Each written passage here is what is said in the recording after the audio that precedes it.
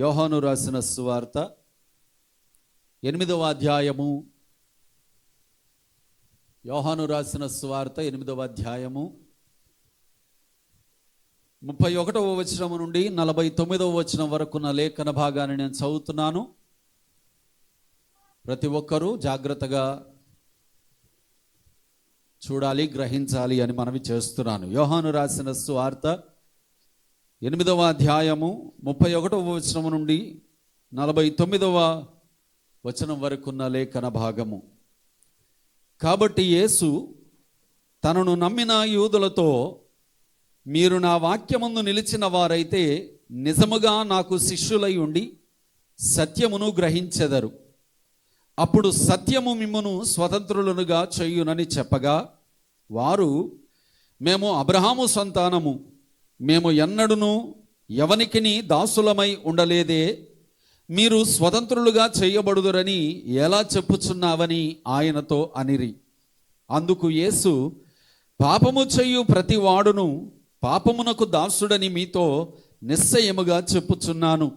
దాసుడు ఎల్లప్పుడూ ఇంటిలో నివాసము చేయడు, కుమారుడు ఎల్లప్పుడూ నివాసము చేయును. కుమారుడు మిమ్మును స్వతంత్రులనుగా చేసిన ఎడల మీరు నిజముగా స్వతంత్రులై ఉందురు. మీరు అబ్రహాము సంతానమని నాకు తెలియను, అయినను మీలో నా వాక్యమునకు చోటు లేదు గనుక నన్ను చంపవెతుకుచున్నారు. నేను నా తండ్రి యొద్ద చూచిన సంగతులే బోధించుచున్నాను. ఆ ప్రకారమే మీరు మీ తండ్రి యొద్ద వినిన వాటినే అంగీకరించుచున్నారని వారితో చెప్పెను. అందుకు వారు ఆయనతో, మా తండ్రి అబ్రహామనిరి.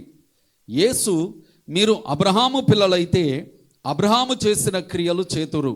దేవుని వలన వినిన సత్యము మీతో చెప్పిన వాడనైన నన్ను మీరిప్పుడు చంపవెదుగుచున్నారే. అబ్రహాము అట్లు చేయలేదు, మీరు మీ తండ్రి క్రియలే చేయుచున్నారని వారితో చెప్పెను. అందుకు వారు, మేము వ్యభిచారం వలన పుట్టిన వారము కాము, దేవుడొక్కడే మాకు తండ్రి అని చెప్పగా, యేసు వారితో ఇట్లనెను, దేవుడు మీ తండ్రి అయిన ఎడల మీరు నన్ను ప్రేమింతురు. నేను దేవుని యొద్ద నుండి బయలుదేరి వచ్చి ఉన్నాను, నా అంతట నేనే వచ్చి ఉండలేదు, ఆయన నన్ను పంపెను. మీరేలా నా మాటలు గ్రహింపకున్నారు? మీరు నా బోధ విననేరకుండుట వలననే గదా. మీరు మీ తండ్రియగు అపవాది సంబంధులు, మీ తండ్రి దురాశలు నెరవేర్చగోరుచున్నారు. ఆది నుండి వాడు నరహంతకుడయ్యుండి సత్యమందు నిలిచిన వాడు కాడు, వాని యందు సత్యమే లేదు. వాడు అబద్ధమాడునప్పుడు తన స్వభావము అనుసరించియే మాటలాడును. వాడు అబద్ధికుడును అబద్ధమునకు జనకుడునై, అనగా 2 అనంకేస్తుంది కింద ఫుట్ నోట్లో, అబద్ధికునికిని జనకుడునై ఉన్నాడు. నేను సత్యమునే చెప్పుచున్నాను గనుక మీరు నన్ను నమ్మరు. నా యందు పాపమున్నదని మీలో ఎవడు స్థాపించును? నేను సత్యము చెప్పుచున్న ఎడల మీరెందుకు నన్ను నమ్మరు? దేవుని సంబంధి అయిన వాడు దేవుని మాటలు వినును. మీరు దేవుని సంబంధులు కారు గనుకనే మీరు వినరని చెప్పెను. అందుకు యూదులు, నీవు సమరయుడవు, దెయ్యము పట్టిన వాడవు నువ్వు అని మేము చెప్పు మాట సరియే గదా అని ఆయనతో చెప్పగా, యేసు, నేను దెయ్యము పట్టిన వాడను కాను, నా తండ్రిని ఘనపరచువాడను, మీరు నన్ను అవమానపరచుచున్నారు. దేవుడు ఈ లేఖన భాగములో నుండి మనతో మాట్లాడునుగాక. ఆమేన్. సిద్ధపాటు ప్రార్థన, ప్రిపరేషన్ ప్రేయర్, వెరీ ఎసెన్షియల్, చాలా ప్రాముఖ్యమైనది.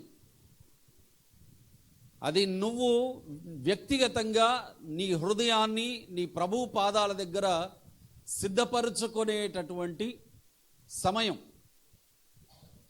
చూడండి, ఆదివారం ఆరాధనకి అన్యుడైనా వస్తాడు కాదా? చెప్పరు? ఏమండి చరణయ్య గారు, ఆదివారం ఆరాధనకి సరదాగా అయినా పోయొద్దామని ఒక అన్యుడైనా రాగలడు. కానీ నిర్ణయించబడిన సమయానికి సంఘం మాత్రమే రాగలదు. నువ్వు రాలేదు అంటే నువ్వు సంఘము కాదు అని అర్థం. సంఘము కానప్పుడు నీవు క్రీస్తు శరీరములోని అవయవము కాదు అని అర్థం. నువ్వు నీ సొంత ఇష్టాన్ని నెరవేర్చుకుంటున్నావు కానీ దేవుడైన నీ తండ్రి ఇష్టాన్ని నెరవేర్చట్లేదు అని అర్థం. తండ్రి ఇష్టాన్ని నెరవేర్చని వాడు ఎంత గొప్పోడైనా, ఎంత గొప్పదైనా అది ఈ లోకం వరకే, సమాజం వరకే. కానీ రేపు దేవుడు గొడ్డలి చెట్టు వేరునే పెట్టబడి ఉన్నది అని ఆజ్ఞాపించిన ఆజ్ఞ చొప్పున, దేవుడు చెప్పిన ఆజ్ఞ ప్రకారంగా ఆయన గొడ్డలి చెట్టు వేరున పెట్టినప్పుడు ఫలించని ప్రతి కొమ్మ నరికివేయబడుతుందట. ఏనయ్య, అవునా కాదా? ఫలించని ప్రతి కొమ్మ నరికివేయబడుతుంది. ప్రియులరా, ఫలించని ప్రతి కొమ్మ అంటే అర్థం ఏంటి? నరికివేయబడడం అంటే అర్థం ఏంటి?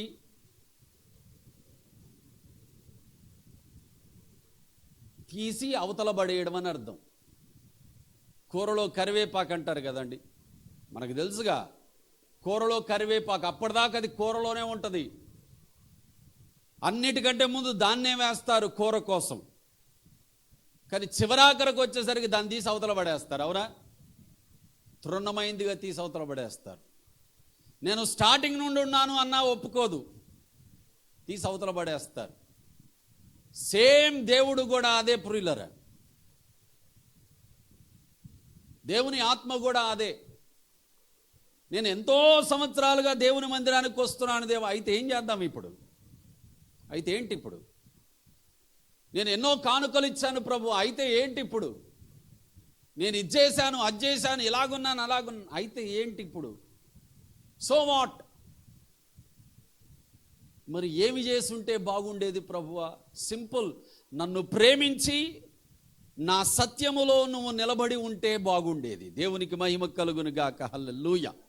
నన్ను ప్రేమించి నా సత్యములో నువ్వు నిల్చొని ఉంటే బాగుండేది. మనం చదువుకున్నటువంటి లేఖన భాగములో యోహాను సువార్త 8వ అధ్యాయం చదువుకున్న వాక్య పట్టణములో ఇద్దరి మధ్యలో సంభాషణ మనం చదివాం. ఇద్దరి మధ్యలో కాన్వర్జేషన్ మనం చదివాం. జాగ్రత్తగా వినాలి. ఇద్దరు మాట్లాడుతున్నటువంటి మాటలు ఈ విధంగా ఉన్నాయి ప్రియులరా. యేసయ్య అన్నాడు, మీరు నన్ను వెంబడిస్తున్నారు గనక మీరు చాలా ధన్యులు అన్నాడు. ఆమేన్. ఏమన్నాడు? ప్లీజ్ అందరు చెప్పాలి. మీరందరూ నన్ను వెంబడిస్తున్నారు గనక మీరు ధన్యులు. అయితే మీరు సత్యములో ఉంటే సత్యము మిమ్మును స్వతంత్రులుగా చేయును అన్నాడు. మీరు నన్ను వెంబడిస్తున్నారు గనక మీరు ధన్యులు అని చెప్పి ఆగిపోయి ఉంటే ఏ గొడవ లేదు, అసలు కాన్వర్జేషనే లేదు, సంభాషణే లేదు. కానీ దాన్ని పొడిగిస్తూ అన్నాడు, మీరు సత్యములో ఉంటే ఆ సత్యము మిమ్మును ఏం చేస్తుంది? చెప్పాలి గట్టిగా. ఏం చేస్తుంది? స్వతంత్రులుగా చేస్తుంది. స్వతంత్రులుగా చేస్తుంది. ఈ ఒక్క మాటను తీసుకుంటే ప్రియులరా బైబిల్ అంతా చెప్పేయచ్చు, ఎన్ని గంటలైనా తీరదు. ఆ ఒక్క మాట, స్వతంత్రులుగా చేయును అనే ఆ ఒక్క మాట పట్టుకుంటే ఎన్ని గంటలైనా ప్రసంగం చేయొచ్చు. అంత అద్భుతమైన మాట యేసయ్య చెప్పాడు, స్వతంత్రులుగా చేయును. కయ్యూనును ఈర్ష అనే దెయ్యం పట్టుకుంది. స్వార్థం, అహంకారం, నేనే అనే ఆ గర్వము బలంగా పట్టేసుకుంది. ఇప్పుడు వానికి స్వాతంత్రము లేదు, ఇప్పుడు వానికి విడుదల లేదు, ఇప్పుడు వానికి విమోచన లేదు. అందుకే వాడు ఏం చేశాడు? యథార్థంగా ప్రవర్తించిన తన తమ్ముడైన ఏబేలును నిర్దాక్షిణ్యంగా మీద పడి కొట్టి చంపేశాడు. ప్రియుల, సత్యము నిన్ను స్వతంత్రులుగా చేస్తుంది. సత్యము అంటే నువ్వు వినే మాట కాదు, అది నీ హృదయములో నుండి పుట్టుకొస్తున్నటువంటి స్వభావం. It's a character, it's a life style. ఆ సత్యము నీ క్యారెక్టర్లో ఇమిడిపోవాలి అంటే ప్రభు అయిన యేసుక్రీస్తు మాటలు నీ హృదయములో నువ్వు నిత్యము కలిగి ఉండాలి. దేవునికి మహిమ కలుగును గాక. హల్లెలూయా. యేసుక్రీస్తు చెప్పిన మాటలు, బోధిస్తున్న బోధలు, ఉపదేశము, ఆయన లేఖనాలలో ఉన్నటువంటి సంగతులు, ఆయన ఆజ్ఞలు, ఆయన హెచ్చరికలు నీ హృదయంలో నీవు కలిగి ఉన్నప్పుడు అవి నీకొక సత్యము అనబడుతున్న క్యారెక్టర్ని క్రియేట్ చేస్తాయి. సత్యము అనే హృదయాన్ని నీలో క్రియేట్ చేస్తాయి, సృష్టిస్తాయి. ఇప్పుడు యేసయ్య అంటున్నాడు, మీరు ఆ సత్యములో నిలబడిన వారైతే ఆ సత్యమే చాలు, మీరు స్వతంత్రులైపోతారు. ఎప్పుడైతే ఆ మాట విన్నారో ప్రియులరా, చివ్వు మనది ఒక్కొక్కడికి, కాలిపోయింది ఒక్కొక్కడికి. యేసయ్య మాట వింటే హృదయాలు మండుతాయి. దేవునికి మహిమ కలుగును గాక. హల్లెలూయా. యేసయ్య మాట వింటే హనీ గట్టిగా చెప్పునానా ఏమవుద్ది? అది వినలేదు కదూ, వినాలా, నన్ను వినాలా, జాగ్రత్తగా వినాలా. యేసయ్య మాట వింటే హృదయాలు మండుతాయి. Your heart will start to burn. ఎందుకు మండుతుందో తెలుసా? హృదయము అన్నిటికంటే మోసకరమైనది, అది బహుఘోరమైన వ్యాధి గలది. నా కొడుక్కి దెబ్బ తగిలింది. ఎందుకు తగిలింది అనవసరం, ఎక్కడ తగిలింది కూడా అనవసరం. వాడు దెబ్బతో వచ్చాడు, అన్నాడు డాడీ దెబ్బ తగిలింది అన్నాడు. పోరా స్పిరిట్ తీసుకొని రా అన్న. వాడన్నాడు స్పిరిట్ వేస్తే మండుతుంది డాడీ అన్నాడు. మండినా పర్వాలేదురా తీసుకొని రా అన్న. వాడు తెచ్చిపెట్టగానే వాడి కాలు కింద బకెట్ ఒకటి పెట్టి స్పిరిట్ పోయడం మొదలుపెట్టా మీద. అది ఎంత మండుతుందో ఆ దెబ్బ తగిలిన వేదన కంటే ఆ మంట వలనైన వేదనకి విలవిల్లాడిపోతున్నాడు. అయినా సరే పోస్తూనే ఉన్నా. అలాగా పోసి అదంతా క్లీన్ అయిన తర్వాత ఆయింట్మెంట్ పెట్టి దూది పెట్టేసి కట్టు కట్టేసా. 2 రోజుల్లో ఆ పుండు మానిపోయింది. దేవునికి మహిమ కలుగును గాక. హల్లెలూయా. ఇట్స్ అ సింపుల్ థింగ్ ప్రియులరా. సాధారణంగా మనం ఆలోచిస్తే మన మనసుకు తట్టే విషయాలు ఇవి. మన హృదయానికి రోగమైంది, అది బహుఘోరమైన వ్యాధితోనుంది. ఇప్పుడు యేసయ్య మాట సత్యం, గాడ్స్ వర్డ్ ఈ ట్రూత్. అందుకే యేసయ్య ప్రార్థన చేస్తూ యోహాను సువార్త 17వ అధ్యాయంలో అన్నాడు, దేవా నీ వాక్యమే, చెప్పండి, నీ వాక్యమే సత్యము. చెప్పండి అందరూ. ఎవరి వాక్యం? యేసయ్య మాట సత్యము ప్రియులరా. ఆ యేసయ్య మాట ఎప్పుడైతే నీ హృదయములోనికి వస్తుందో, అందుకే హెబ్రీ 4:12 మనం చదువుతాం, దేవుని వాక్యము మన హృదయములోనికి దూరే 2 అంచులు గల ఎటువంటి ఖడ్గము కంటను పదునైనదట. It's too sharp double edged sword. అది మన హృదయములోనికి దూరుతుంది. ఆ వాక్యము మన హృదయములోనికి వెళ్ళినప్పుడు మన హృదయం ఏమై ఉంది? ఆల్రెడీ గాయమై ఉంది. చెప్పండి అందరూ. రోగముతోనుంది అనండి. ఇది హృదయము మోసకరమైపోయి రోగముతో నిండిపోయి గాయమైపోయి ఉంది. ఇప్పుడు అందులోకి వాక్యము జొరబడింది, వాక్యము ప్రవేశించింది. ఎప్పుడైతే వాక్యము హృదయము మీద ఉన్న పుండును తాకిందో వెంటనే ఆ హృదయము విలవిలలాడడం ప్రారంభించింది. చాలామంది చేసే పొరపాటు ఏంటో తెలుసా? హృదయము ఒక్కసారి నొప్పి చెయ్యగానే, వాక్యము హృదయాన్ని తగిలినప్పుడు, హృదయము యొక్క ఆలోచనలను, తలంపులను, ఉద్దేశాలను ఆ వాక్యము పరిశోధిస్తూ ఉన్నప్పుడు హృదయానికి మంట కలగగానే నాకు ఇదొద్దు అని వెళ్ళిపోతున్నారు. నాకు ఈ వాక్యం అవసరం లేదు, యేసయ్య అవసరం లేదని సంఘాన్ని విడిచిపెట్టి, సేవకుణ్ణి విడిచిపెట్టి అధోగతి పాలైపోతున్నారు ప్రియులరా. ప్రమాదం. It's a red light. ప్రమాదం. వాక్యము నీ హృదయాన్ని పొడుస్తున్నప్పుడు మౌనంగా అంగీకరించు. వాక్యము నీ హృదయంలో పడ్డప్పుడు నీ హృదయాన్ని అది మండిస్తుందా? విధేయుడవై, విధేయురాలవై, లోబడి అంగీకరించు. అప్పుడు నా కొడుకు ఎలాగైతే ఎంత నొప్పి లేసినా, కళ్ళల్లో నుండి నీళ్లు గారుతున్నా, నేను పోస్తున్న ఆ స్పిరిట్కి తాలుకొని తట్టుకొని విధేయుడై ఆగినందుకు గాయం మానిందో, అలాగే మన హృదయాలలో కూడా దేవుని వాక్యము మనము ఓపికతోని సహించి అంగీకరించి దాని ప్రకారం నడిచినప్పుడు మన హృదయానికి ఉన్న గాయాన్ని అది మాన్పుతుంది. దేవునికి మహిమ కలుగును గాక. హల్లెలూయా. ఎప్పుడైతే యేసయ్య ఆ మాట అన్నాడో ప్రియులరా, వారి హృదయాలు చివ్వుమన్నాయి, మండిపోయాయి. అసలు గ్రహింపు లేదు కదండి. అప్పటి వరకు ఎప్పుడు ఇలాంటి మాటలు వినలే. కొత్త మాటలు అవి. కాబట్టే వెంటనే వాదన మొదలుపెట్టారు. ఎలా కనపడుతున్నాం మీకు? నీకు ఎలా కనపడుతున్నాం అసలు? మేమెవరు అనుకున్నావు? మేము అబ్రహాము సంతానము. జాగ్రత్త, వి ఆర్ జ్యూస్. మేము యూదులం, మేము అబ్రహాము సంతానం. మేము ఎప్పుడు ఎవ్వడికి బానిసత్వం అన్నారా లేదా? చదివినప్పుడే జాగ్రత్తగా వినుంటే ఈ మాటలు మైండ్లోకి, హృదయంలోనికి ముద్ర వేయబడేవి. వినరుగా, చదివేటప్పుడు చూస్తారు కానీ దాన్ని వినరు. అదే వచ్చింది బాధ అంతా. వినుంటే బాగుండేది. ఏమన్నారు? మేము ఎప్పుడు ఎవరికి దాసులమై ఉండలేదు.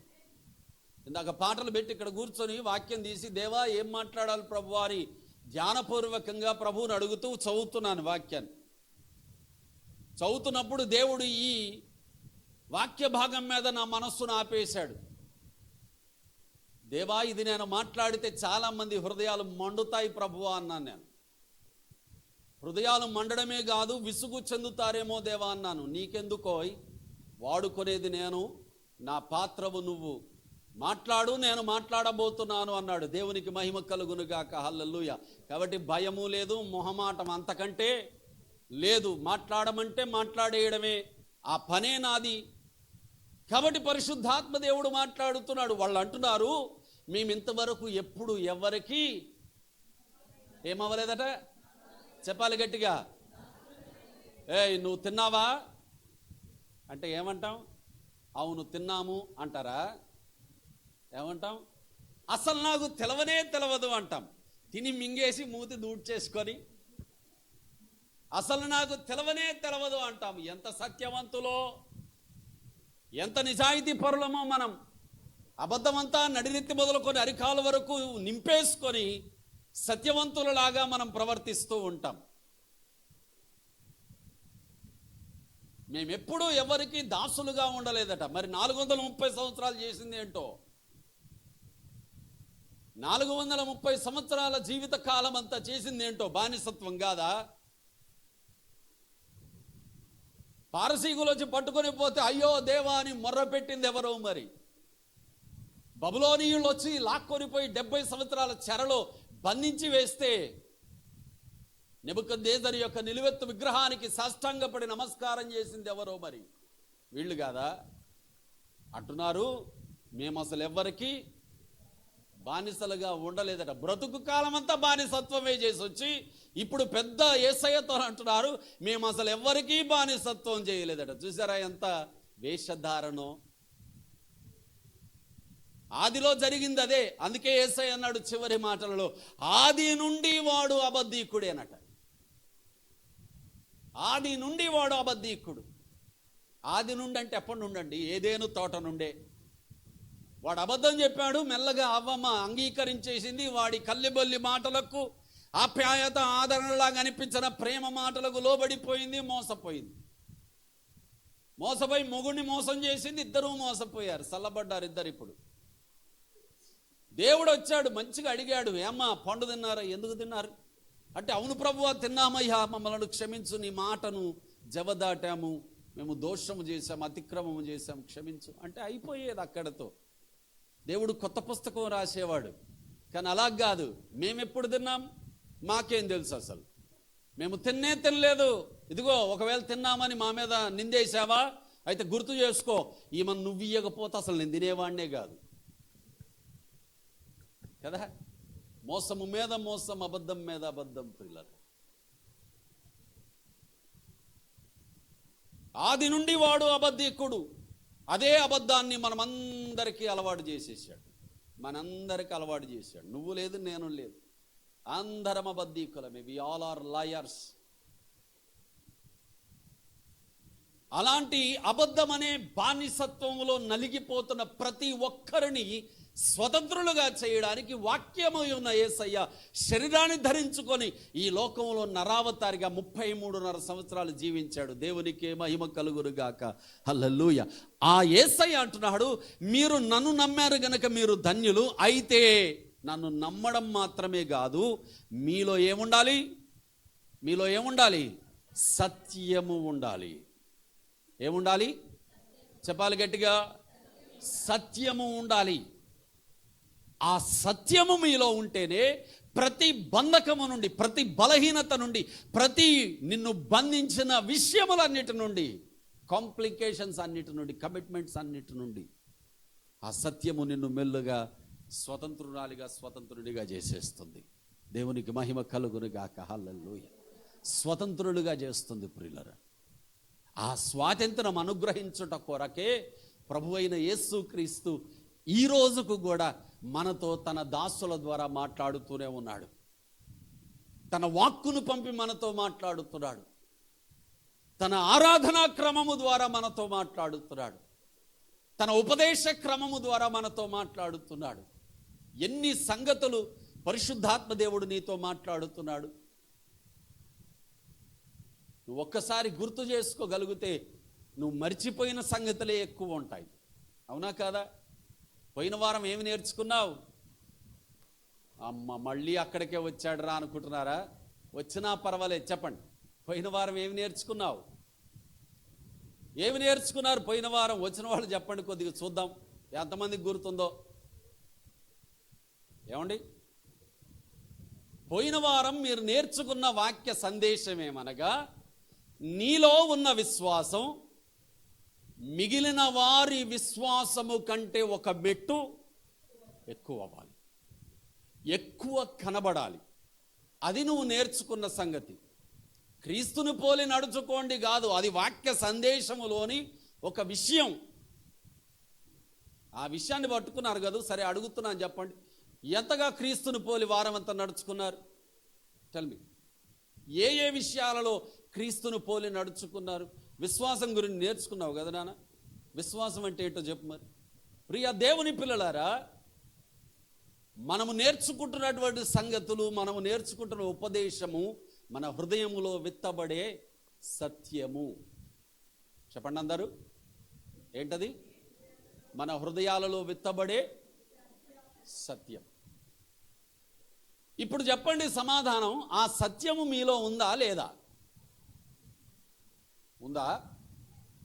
మరి తప్పెందుకు చెప్పారు సార్? ఆ సత్యం మీలో ఉందా? మరి తప్పెందుకు చెప్పారు అంటున్నా. ఉండాల్సింది ఉండకపోయినా ప్రమాదమే.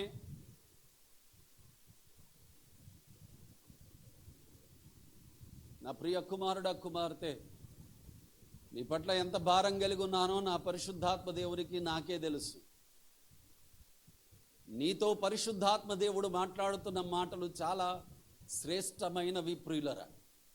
నీ ఇంట్లో కొబ్బరి చెట్టు ఉందని చెప్పడం నాకు పెద్ద విషయం కాదు.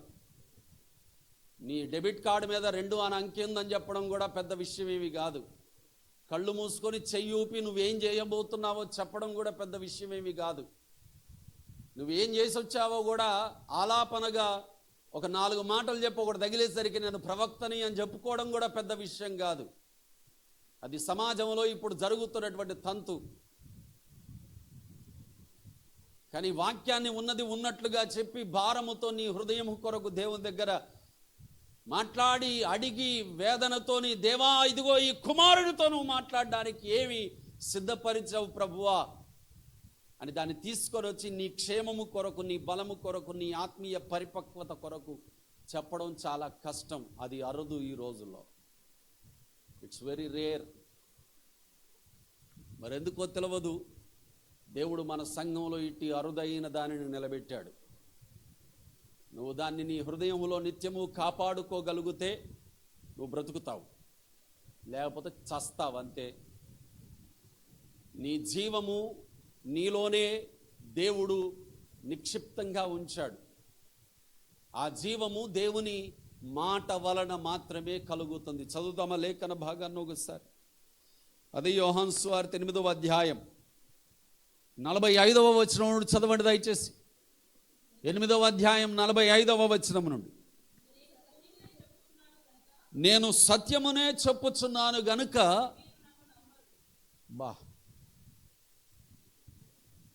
ఏదో ఒక్క సెకండ్లో చదివేశాం కదా.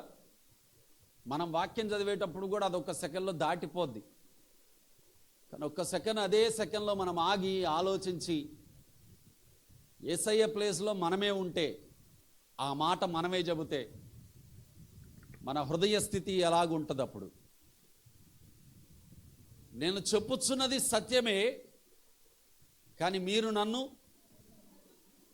నమ్మరు. ఒకరోజు నా కొడుకును తిడుతున్నా, నేను పెద్దోడిని. వాడు చేసింది చూసా, నేను చూసి తిడుతున్నా. అరే నువ్వు ఇలాగ చేసావురా, అలాగ చేసావురా, ఏంట్రా ఈ పరిస్థితిని గద్దిస్తున్నా. నేను చేయలేదు డాడీ అంటాడు వాడు.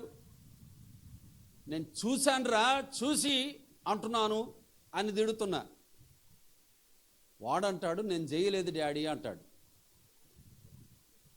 నేను చేయలేదు డాడీ అని అంటూనే చివరాఖరికి వచ్చేసరికి వాడు చెప్పే మాట నేను నమ్మట్లేదని వాడు ఏడుపు గొంతుతో మాట్లాడడం మొదలుపెట్టాడు. వాడు చెప్పిన మాట నేను నమ్మట్లేదని వాడు ఏడుపు గొంతుతో మాట్లాడుతూ అంటాడు, డాడీ నువ్వు నన్ను నమ్మట్లేదు, నేను చెప్పేది నిజం డాడీ, నేను చేయలేదు డాడీ అంటున్నాడు. వాడు చెప్పేది అబద్ధమని నాకు తెలుసు, కానీ వాడి మాట నేను పట్టించుకోవట్లేదని వాడి హృదయంలో వేదన ఉంది చూశారు, ఆ బాధ ఉంది చూశారు. I felt that. దాన్ని నేను గమనించగలిగాను. ఒక అబద్ధం కొరకే వారి హృదయము అంత వేదన చెందితే, యేసయ్య చెబుతున్నది సత్యమైనప్పుడు ఆ మాటలు నమ్మిన వాళ్ళే నమ్మట్లేదు అంటే ఎంత వేదన ఉండుంటుంది యేసయ్యకి, ఎంత బాధ ఉండుంటుంది యేసయ్యకి. నేను ఇంత శ్రేష్టమైన సంగతులు వీళ్లకు బోధిస్తున్నాను, కానీ వీరు నన్ను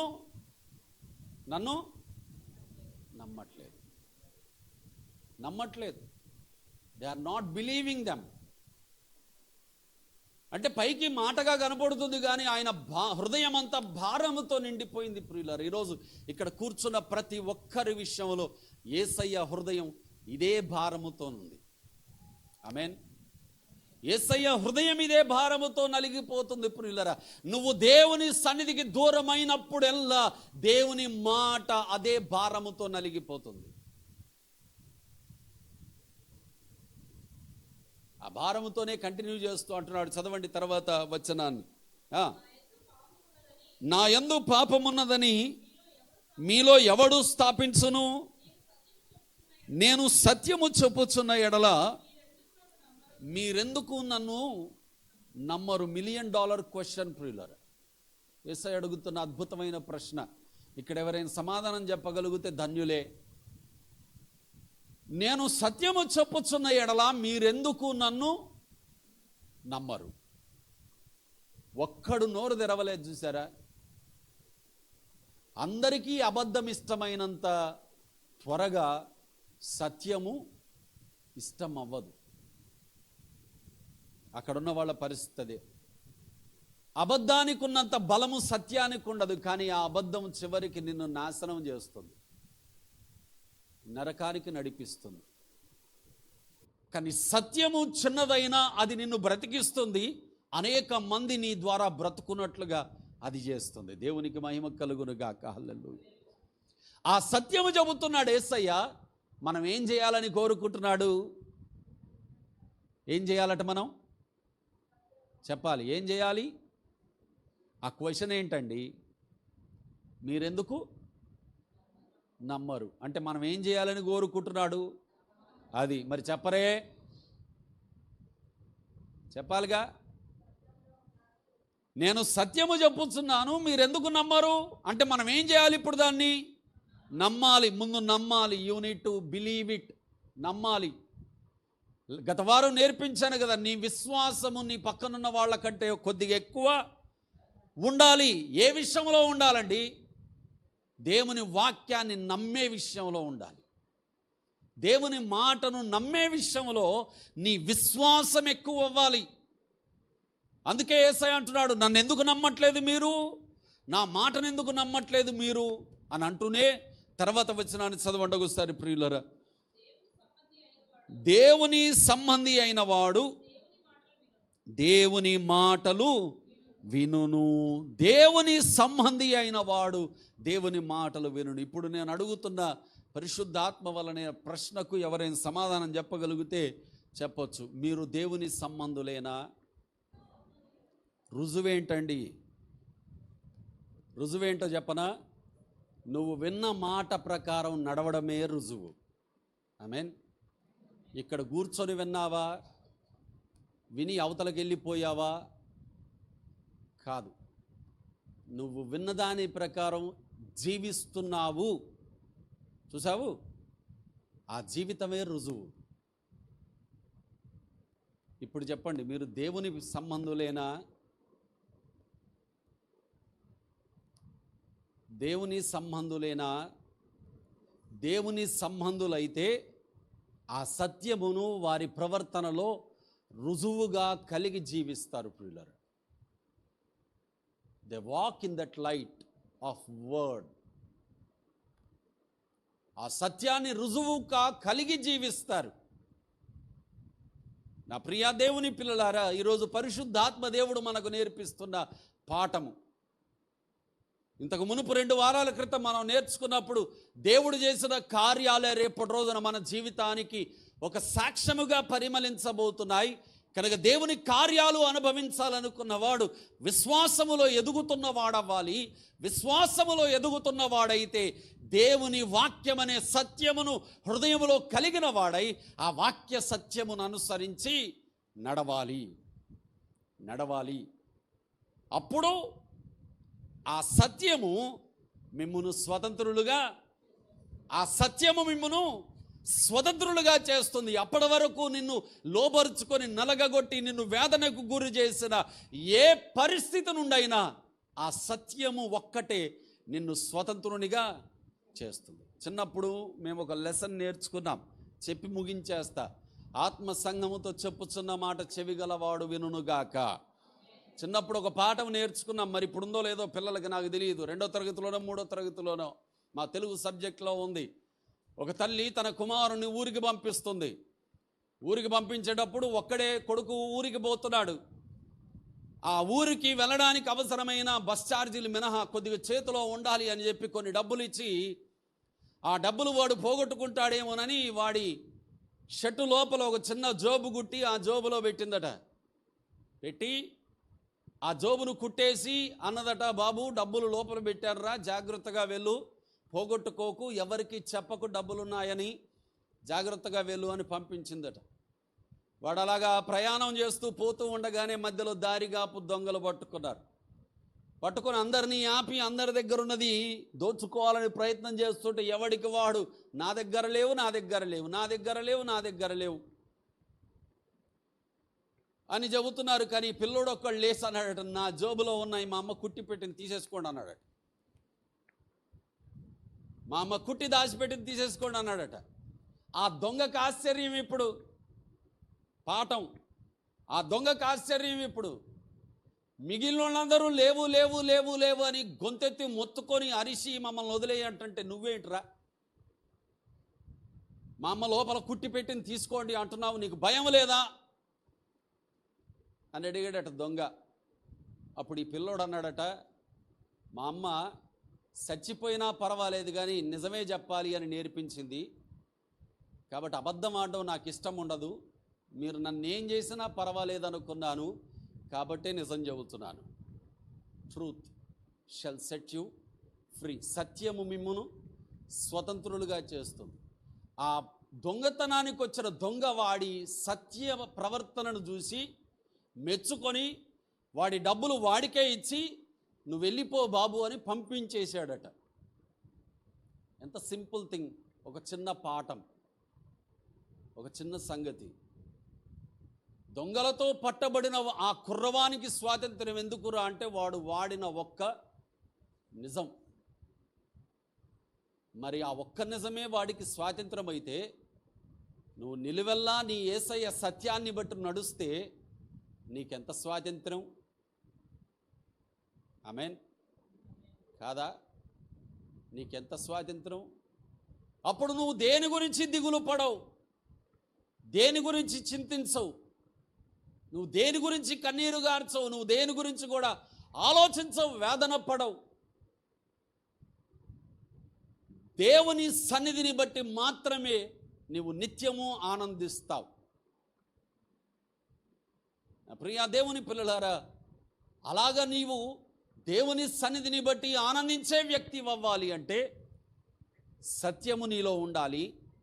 ఆ సత్యం ఒక్కటే నీ ప్రతి బంధకముల నుండి, బలహీనతల నుండి, కీడు అపాయముల నుండి, రానున్న భయంకరమైన ఉపద్రవముల నుండి, మోసముల నుండి, నాశనము నుండి నిన్ను స్వతంత్రులుగా చేస్తుంది.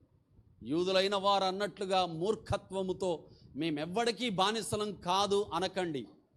నువ్వు ఎవరెవరికి, దేనికి, ఎలాంటి వాటికి బానిసవో నీకు తెలుసు, నేను ఎలాంటి వాటికి బానిసనో నాకు తెలుసు. కాబట్టి వాక్యం మాట్లాడుతున్నప్పుడే వివేకి అయిన వాడు ఏం చేస్తాడో తెలుసా? దేవా, నీ సత్యాన్ని నేను అంగీకరిస్తున్నాను ప్రభువా, ఇదిగో ఈ ఫలానా బానిసత్వముతో నేను నలిగిపోతున్నాను, ఈ బానిసత్వము నుండి నన్ను స్వతంత్రునిగా చెయ్యి అని అడుగుతారు. అది వివేకవంతులు చేసే పని. మరి నా ప్రియ పిల్లలైన మీరందరూ వివేకవంతులని దేవుని ఆత్మను బట్టి నేను నమ్ముతున్నాను. మీరు వివేకవంతులైతే స్వతంత్రులు అవ్వడానికి సత్యాన్ని కలిగి జీవించండి. దేవుడు యేసుక్రీస్తు అను సత్యమును స్తంభములో సంఘముగా మిమ్మలను స్థాపించునుగాక.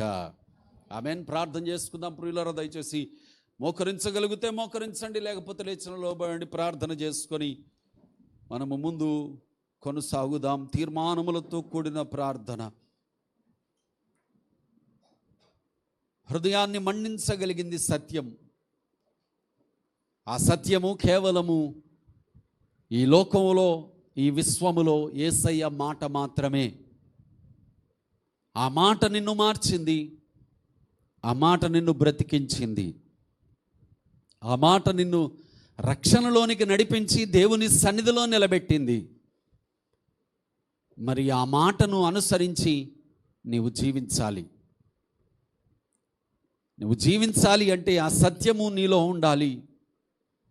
నిన్ను వెనక్కు లాగుతున్న ప్రతి బంధకము నుండి, నిన్ను దేవుని సన్నిధికి దూరం చేస్తున్న ప్రతి బలహీనత నుండి నిన్ను స్వతంత్రునిగా, స్వతంత్రురాలిగా సత్యము చేస్తుంది.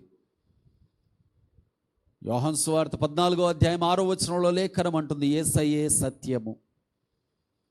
ఆ సత్యమై ఉన్న యేసయ్య నీలో ఉన్నాడా? ఒకసారి విమర్శ చేసుకో. నీ ప్రవర్తనను బట్టి విమర్శ చేసుకో. ఈరోజు నీ నడవడికను బట్టి నీవు విమర్శ చేసుకో. సత్యము నీలో ఉండాలి. అది స్వాతంత్రాన్ని కలుగు చేస్తుంది. ప్రియ కుమారుడ, కుమార్తె, ఎందుకు బంధకములో, ఎందుకు నిన్ను నువ్వు మోసము చేసుకోవడంలో, ఎందుకు బలహీనతలో, ఎందుకు ఇంకా మోసయుక్తమైనటువంటి మార్గములలో నీ సమయాన్ని, నీ జీవితాన్ని వ్యర్థం చేసుకుంటావు? ఇప్పుడైనా, ఈరోజైనా సత్యము నిన్ను బలపరుస్తూ ఉండగానే, దర్శిస్తూ ఉండగానే ఆ సత్యమునకు నీ హృదయంలో చోటివ్వు. ఆ సత్యమే ఔషధం, ఆ సత్యమే నీకు స్వస్థత. కనుక ప్రార్థన చేయబోతున్నాను. కుమారుడా, కుమార్తె, వివేకముతో సత్యాన్ని నీ హృదయంలోనికి ఆహ్వానించు. ప్రేమగల మా మహాపరిశుద్ధ తండ్రి, వాక్యమయున్న మా యేసుక్రీస్తు ప్రభువా, నీ మాటే సత్యము. ఆ సత్యము నిత్యము నాయన ఉపదేశముల ద్వారా, బోధల ద్వారా, హెచ్చరికల ద్వారా మమ్మల్ని దర్శిస్తూనే ఉంది. చూచే కన్నులు మాకు అనుగ్రహించండి. గ్రహించగలిగిన మనస్సు నాయన మా ఒక్కొక్కరికి ప్రభువా మీరు అనుగ్రహించండి. దేవా, నీ మాటలు విన్న ఈ నీ పిల్లలు ప్రభువా ఈరోజు నీ మందిరములో ఉన్నారు అంటే అది యాదృశ్చికము కాదు, అనుకోకుండా జరిగింది కాదు. నీ ప్రణాళిక ప్రకారమే నీ పిల్లలు నీ మందిరములో నిలబడుతున్నారు. కనుక నీ మాట ప్రభువా నీ బిడ్డలకు బోధించబడింది. వాక్యమనే నీ విత్తనము హృదయాలలో నాటబడింది. దేవా, 100 ఫలించాలి, 60 ఫలించాలి, కనీసం 30 ఫలించాలి. ఆ వాక్యము ప్రభువా నీ బిడ్డలను ఆయన పాదులు కలిగిన వారై, నీరు పెట్టుకున్న వారై, అయ్యా అది అభివృద్ధి చెందినట్లుగా, నీవు దానిని వృద్ధి కలుగు చేయునట్లుగా వాక్యానుసారంగా జీవించడం కలిగి ఉండడానికి సహాయం చేయండి. అలాంటి జీవించే మనస్సులుగా ప్రతి ఒక్కరి మనస్సులు ఉండాలని కోరుకుంటున్నాను దేవా. విన్న నీ పిల్లల వారి ప్రవర్తన, వారి విధి విధానాలు మార్చుకోవడానికి సహాయం చేయండి. నీ సన్నిధిలో నాయన సత్యమును అనుసరించి నడుస్తూ సంఘముగా ప్రభువా, సత్యమునకు స్తంభమే సంఘము గనక సంఘముగా నాయన నీ సత్యములో ప్రభువా నాటబడిన వారై ఉండడానికి సహాయము చేయండి. మీ ఆత్మ వలన నడిపించమని తండ్రి, అల్పుడైన నన్ను ప్రభువా బలపరిచి మీరు వాడుకున్నందుకు కృతజ్ఞతలు చెల్లిస్తూ యేసయ్య నామములో ప్రార్థన చేస్తూ వాక్య సందేశాన్ని బట్టి కృతజ్ఞత వందనాలు నమస్కారములు మీకు సమర్పిస్తున్నాను తండ్రి. ఆమేన్. ఆమేన్. అందరికీ వందనాలు. దేవుడు మనందరినీ దీవించునుగాక.